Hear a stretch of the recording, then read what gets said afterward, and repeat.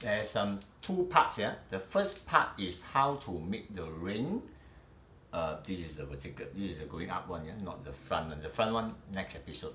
Okay, and the second part will be how to do the swim through. So we talk about the first one first. The first one, okay, when you do this with a scuba tank, it's easier because you can take your own sweet time. You can do it slowly. Don't get ready. So first of all, make sure that your mouth is level. When it's level, then the air that come out from your mouth will be even.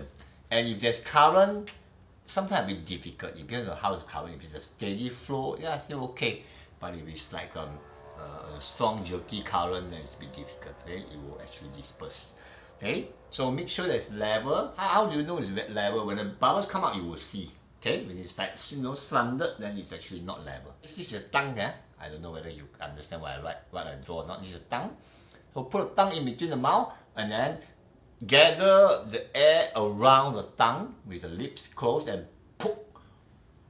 push it out. When you push it out, actually the middle is hollow. So how even you can push them up, okay, that's a skill.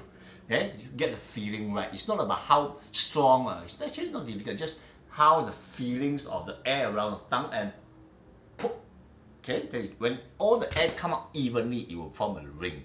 Because you are doing it at depth, so you know when it starts to go higher and higher, okay, the air will expand, and because it's rolling, so actually it will pull everything and become bigger and bigger.